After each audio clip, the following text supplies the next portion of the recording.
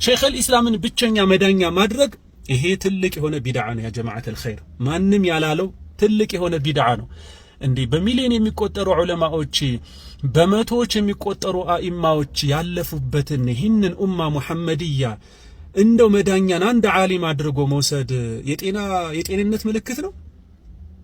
በቃ አንተ ጋር ተነስተ ሼክ መሐመድ ኢብኑ ባዝ ላይ ከዛ ሼክ መሐመድ ኢብኑ አብዱል ወሃብ ከዛ ሼክ አልኢስላም ተብያ ከዛ አሊ ኢብኑ አባስ ዐን ረሱልላህ ይሄ ገሪብ ነው። ወላሂ ገሪብ ነው ሐቂቃ ማለት በሼኹል ኢስላም ኢብኑ ተይሚያ ላይ በዛም በዚህም እንደዚህ አይነት ቃላቶችና እንደዚህ አይነት ነገሮች የተከፈቱበት ዋነኛ ምክንያት የታወቀ የሆነ ነገር ነው። ነገር ግን የተንጫጫ ቢንጫጫ የጮኸ ቢጮህ በየትኛውም አይነት መልኩ ቢመጣ ሼኹል ኢስላም ኢብኑ ተይሚያን ከደረጃው ዝቅ የሚያደርገው ነገር የለም። መታገል ያለበትን መስራት ያለበትን ሁሉ ሰርቶ ሂዷል። አላህ ለኡማው ላበረከተው ትልቅ አስተዋጽኦ ኸይር ጀዛውን አላህ ይክፈለው። በየትኛውም አይነት መልኩ ለሚመጡ የቢድዓ አስተሳሰቦች፣ የኹራፋት አስተሳሰቦች፣ የፍልስፍና አስተሳሰቦች ከዚህ ወጣ ባለ መልኩ ከእስልምና እምነት ውጭ ያሉ አካሎች በእስልምና ላይ ለሚያመጡት ትችት ሰፋ ያለ መልስን ረድን በመጻፍ ልክ እንደዚሁ አቅላቸውን ቁርአንና ሐዲስ ፊት አስቀድመው በአቅላቸው ብቻ እየመዘኑ ሸሪዓ ያጸደቀውን ነገር ውድቅ የሚያደርጉ አካሎችንም ደግሞ በዚሁ እነሱ በሚጠቀሙበት አጠቃቀም ሼኹል ኢስላም ኢብኑ ተይሚያ ለነዚህ ሁሉ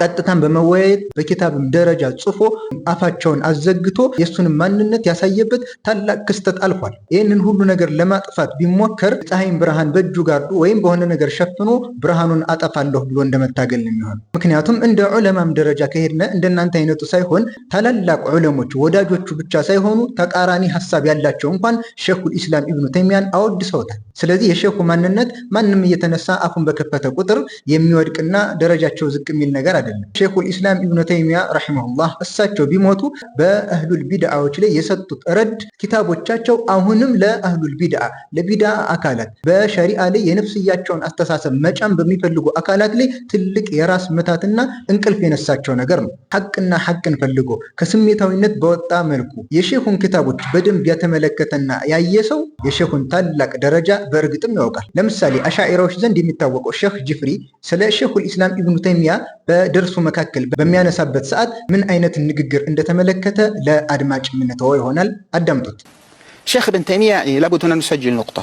هو من حيث الحافظة عالم موسوعي، قدرته على الحفظ، نعم. قدرته على طرق المواضيع المتنوعة يعني مذهلة. ابن تيمية هذا كذا وسب وشتم ولعن في الشخص. الثامن الهجري شيخ الإسلام ابن تيمية رحمة الله عليه وهو من العلماء، ينبغي معرفة الأدب مع العلماء، هو عالم متبحر، لا ينبغي الإصغاء إلى المتعصبين المتنطعين الذين يكفرونه والعياذ بالله أو يسبونه، لا، هو من علماء المسلمين. ይህ ነው ኢንሷፍነት ማለት። በምንም አይነት መልኩ ብትቃወም ሐቁን አስቀምጠህ መሄድ ማለት ይህ ነው። ዛሬ ምን አይነት ሰዎች እንደሆኑ ስለ ሼኹል ኢስላም ኢብኑ ተይሚያ እየተናገሩ ያሉት የምንመለከተው ነው። ይህ ሲባል ግን ቅድም ይህ ግለሰብ የጠቀሰውን አይነት አካሄድ በሼኹል ኢስላም ኢብኑ ተይሚያ ላይ የሚያምን አካል አለ ማለት አይደለም። ሼኽ አልኢስላምን ብቸኛ መዳኛ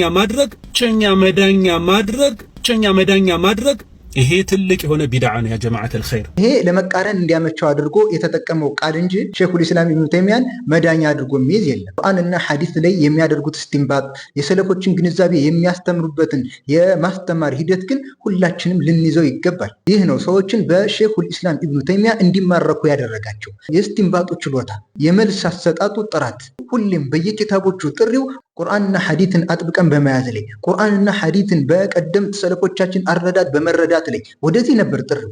ከዚህ መንገድ ከሰለፎች መንገድ ባፈነገጡ አካላት ላይ ደግሞ በሰይፍ ከመመታት በላይ የሚያምን ረድን ይጽፋል።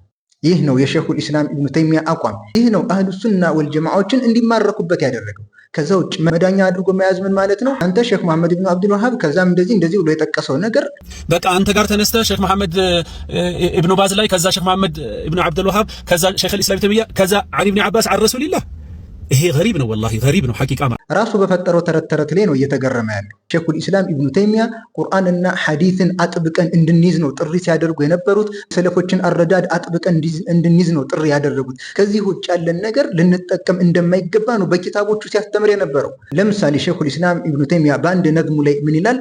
قبحا لمن نبذ الكتاب وراءه وإذا استدل يقول قال الأخطل በዚህ አይነት መልኩ ከቁርአንና ሐዲስ በፊት ማንንም እንዳናስቀድም ማስረጃም ስንጠቀም ከዚሁ ከምንጩ እንድንጠቀም እከሌ እንዲህ አለ እከሌ እንዲህ አለ የሚሉ የሰዎችን አራ እንድንተው ነው ሸይኹል ኢስላም ኢብኑ ተይሚያ ጥሪ የሚያደርጉት። ልክ እንደዚሁ ታላቁ ተማሪያቸው ኢብኑል ቀይም ረሂመሁላሁ ተዓላ አሰዋኢቁል ሙርሰላ በተባለ ኪታባቸው ላይ አራ الرجالን የሰዎችን አስተያየት ከነስ በፊት ከቁርአንና ሐዲስ በፊት ማስቀደምን በተመለከተ የተወገዘ ተግባር እንደሆነ 5-6 አይነት አሳሮችን ዘርዝረው ጠቅሰው ይህ የተወገዘ ነገር እንደሆነ ጠቅሰዋል። የእሳቸው ሸይኹል ኢስላም ኢብኑ ተይሚያም ይህንን ነገር ያወግዛሉ፣ ተማሪያቸውም ይህንን ነገር ያወግዛሉ። ታዲያ የቁርአንና ሐዲስ አስተምሮትስ ይህ አይደለም እንዴ? አላህ ወኢን ተናዘዕቱም ፊ ሸይኢን ፈሩዱሁ ኢለላሂ ወረሱል፣ ልዩነት ጭቅጭቅ ሲፈጠር ወደ የት እንድንመለስ ያዘዘው? ወደ ቁርአኑና ወደ ሐዲሱ። ይህንን ነገር አጥብቃችሁ ያዙ ነው እያሉን ያሉት ሸይኹል ኢስላም ኢብኑ ተይሚያ። ጥፋታቸው ምንድን ነው? የእሳቸው ኪታብ ለምን ተቀራ ነው? ሸይኹል ኢስላም ኢብኑ ተይሚያ የሚባለው ስም ለምን ተነሳ ነው? ምንድን ነው ጥፋታቸው? ልክ እንደ ሌሎቹ ታላላቅ ዑለሞች ኢብኑ ሀጀር እያልን እንደምንጠቅሰው፣ ኢማሙል በይሃቂ እንደምንለው፣ ኢማሙን ነወዊ እንደምንለው ሸይኹል ኢስላም ኢብኑ ተይሚያ እንላለን። ጥፋቱ ምንድን ነው?